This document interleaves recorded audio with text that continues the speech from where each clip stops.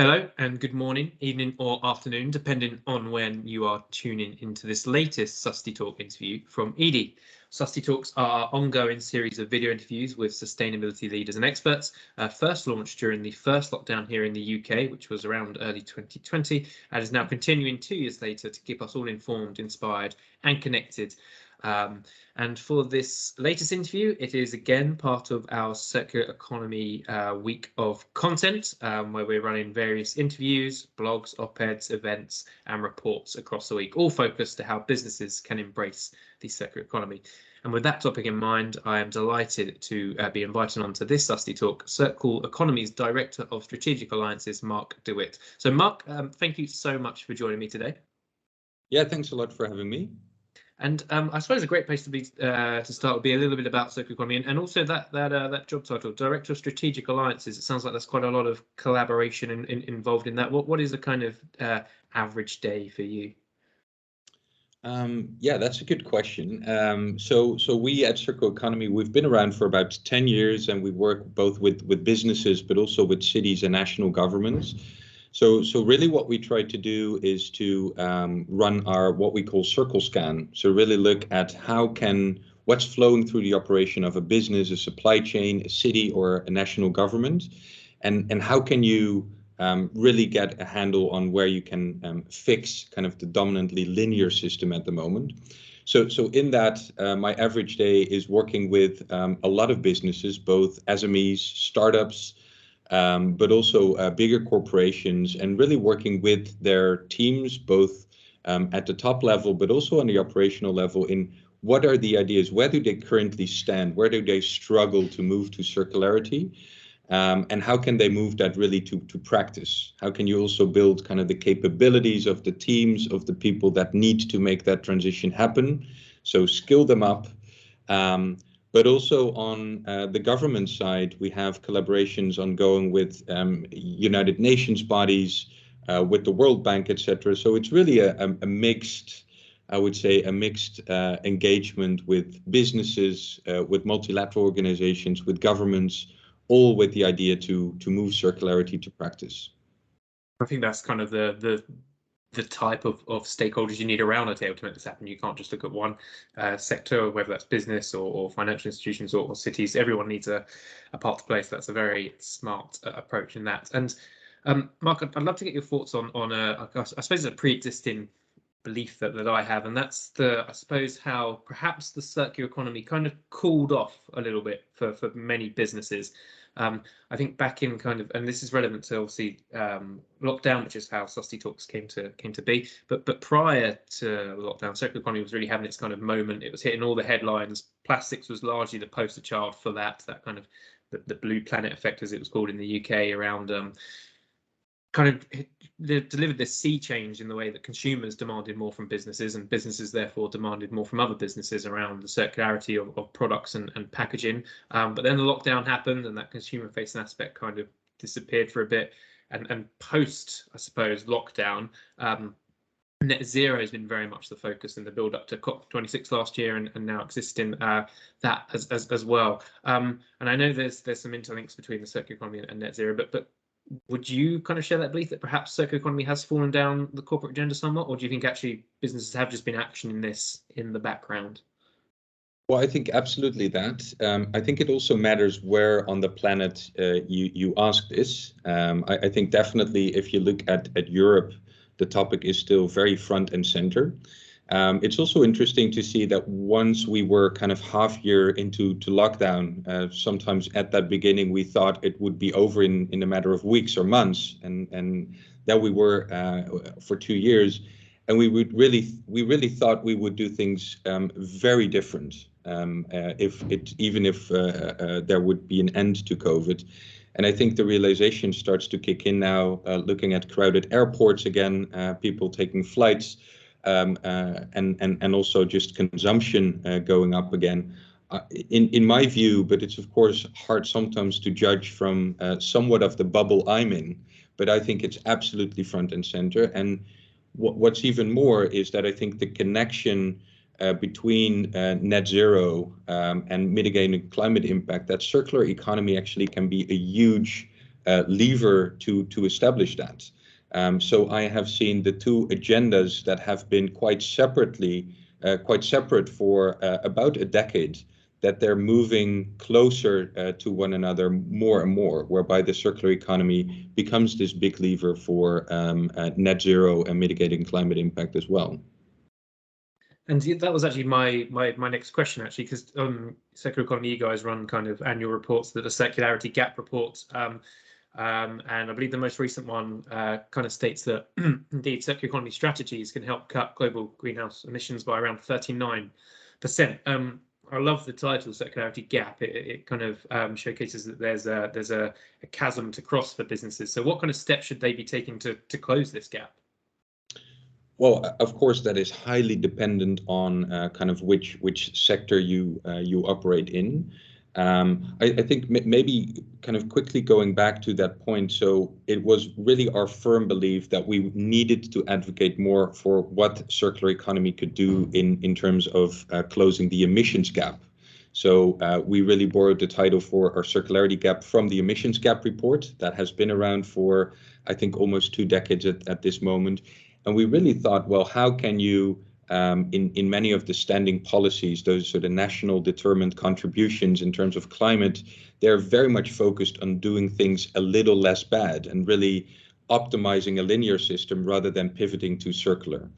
And to name a few, I think when it comes to mobility, if you looked at really what businesses can do, and what they are doing currently is they are announcing one after the other that by year X, and that can be 2025, it can be 2030, that they will not build in internal combustion engines, but move to electric transport. But also they have their concept cars on using circular materials. In moving from car ownership to platforms where you can gain access in urban areas to that. So I think in the mobility sector, there are a couple of developments that are really accelerating very fast and all happening in parallel that you could all earmark as being circular. But you could say similar things for the construction sector and the built environment, or for the food sector as well. So it really depends. I think one common denominator there is to really have a good understanding where you stand today in terms of circularity. How do you measure it? How do you set a target? And how do you measure progress towards that target? And we're helped there in the EU that we see more and more policies being implemented, like the CSRD and others, that really demand organizations to have an idea on how to report on their progress.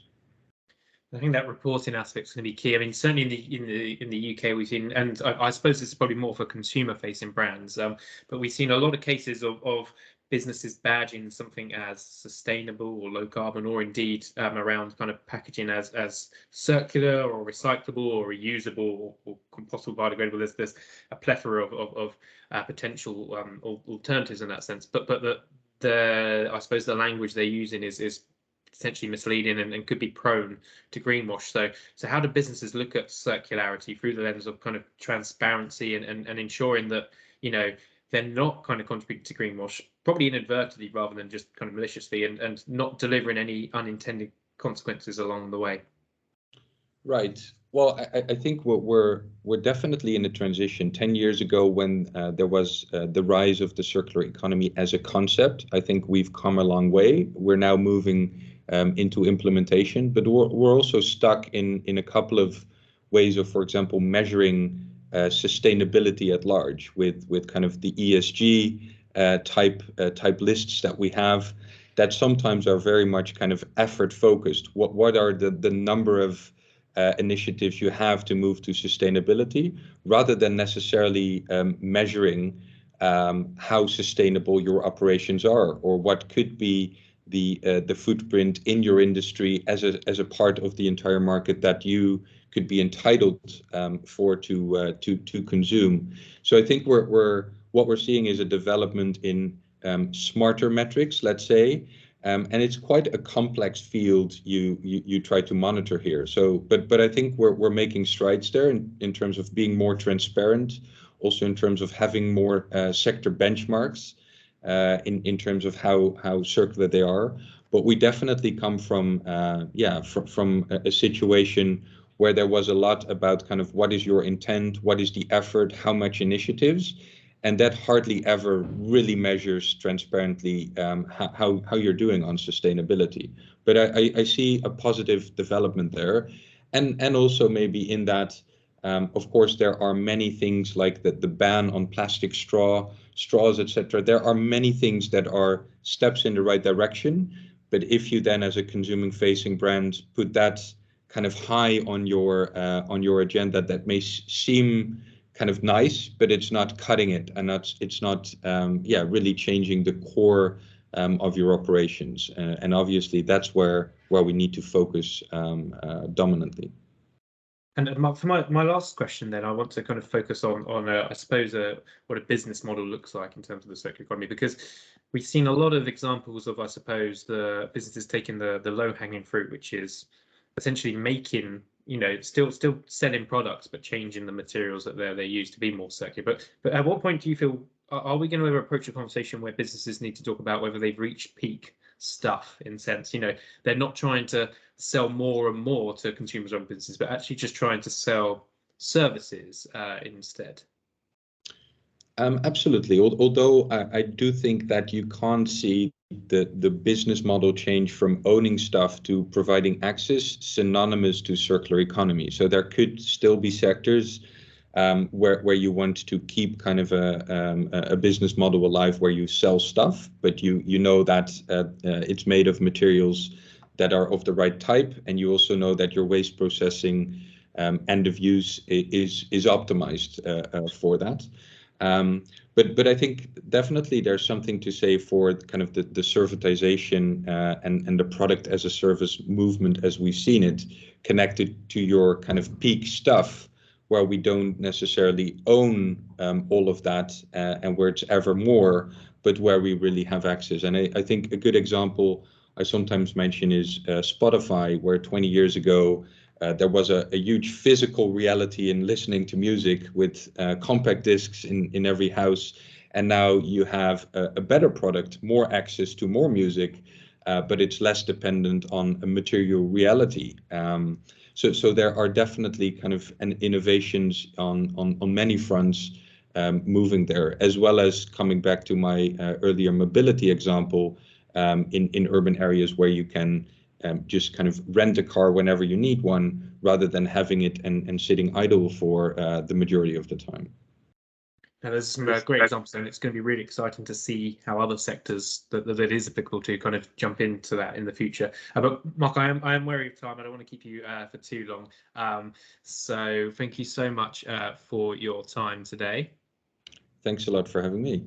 Great. And as I mentioned to you, the listeners, this is our Circular Economy Week. As you'll probably listen to this, it's the 23rd to 27th of May. We have lots more exclusive interviews lined up for you, as well as features, blogs, podcasts, and an afternoon of online inspiration sessions.